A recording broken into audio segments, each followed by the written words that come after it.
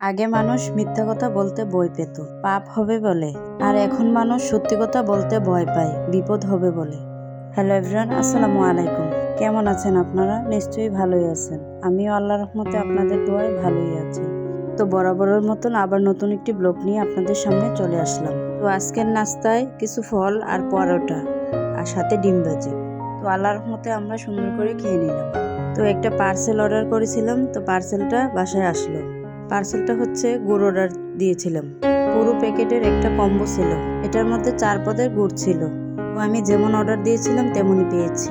তো আরও কিছু শীতের কেনাকাটা, সেটাও আপনাদের সাথে শেয়ার করতেছি। আমার 3 বাচ্চার ট্রাউজারের সেট আর বড় মেয়ে আমি সোয়েটার নিলাম। আমার জন্য আমার বড় মেয়ের জন্য 2টা ট্রাউজারও এনেছিলাম। তো আমি খুলে যার যারটা তারকে দিয়ে দিলাম। গত ব্লগে বলেছিলাম যে এই প্যাকেটের মধ্যে কি আছে আপনাদেরকে খুলে দেখাবো। আর খুলে দেখার একটা কারণ আছে, ওই দিন আমি খুলি নাই কারণ এইটা আমার দ্বারা লাগানো সম্ভব না। 2টা গরম পানির ফিল্টার এনেছিলাম, বাসায় ইলেকট্রিশিয়ানকে ডাকছিলাম, তো চলেও আসলো। বাসায় আরও অন্যান্য কাজও আছে। তো এটাকে আমি আনপ্যাকিং করে চলে গেলাম রান্নাঘরে। কাসকি মাছ ভিজিয়েছিলাম, আমি সেটাকে পরিষ্কার করে রান্না শুরু করলাম। তো আমি আমার আপুদেরকে রান্না কি শিখাবো। আমার আপুরা আমার চেয়ে অনেক ভালো ভালো রান্না করতে পারে। তো আমার লাইফস্টাইল ব্লগ যদি আপনাদের ভালো লাগে প্লিজ সাবস্ক্রাইব করে আমার পাশে থাকবেন। একটা লাইক আর ছোট করে একটা কমেন্ট দিতে ভুলবেন না কিন্তু।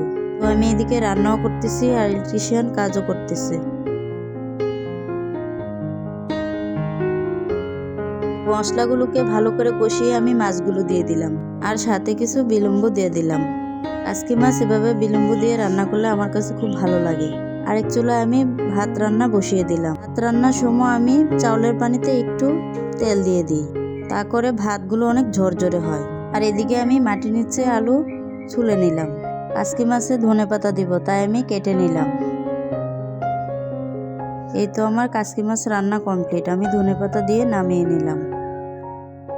আর এদিকে আমি মাটির নিচে আলুকে একটু ভাপ দিয়ে দিচ্ছি। ওইভাবে ভাপ দিয়ে রান্না করলে একটু লুট লুট ভাপ যা আসে সেটা আর হবে না।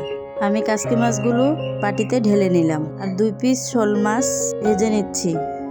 আর এই মাছগুলো দিয়ে আমি মাটির নিচে আলু রান্না করব। মাছের পরিমাণ একটু কম আছে, তাই আমি ছোট ছোট করে টুকরা করে নিলাম। ফ্রাই প্যানে আমি পেঁয়াজগুলো দিয়ে দিলাম। ভাজা হওয়ার পরে সব বেসিক মশলা দিয়ে দিলাম। মশলাগুলো দিয়ে পানি দিয়ে ভালো করে কষিয়ে নিলাম। মাছটাকেও ভালো করে কষতে দিয়ে দিলাম।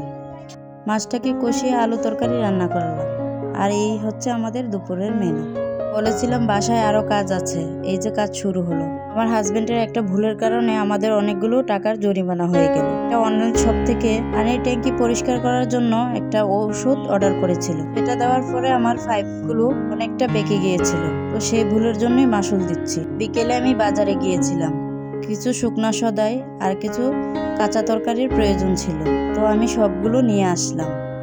তো আমি সবগুলো খুলে ব্যাগ থেকে আস্তে আস্তে আমি সব কিছু খুলতেছি, আর যে জায়গায় জিনিস সে জায়গায় রাখবো বলে। আর এদিকে আশেপাশে বিস্কিট আমার ঘুরতেছে। তো ভালো থাকবেন, সুস্থ থাকবেন, আল্লাহ হাফেজ, আর আমার সঙ্গেই থাকবেন।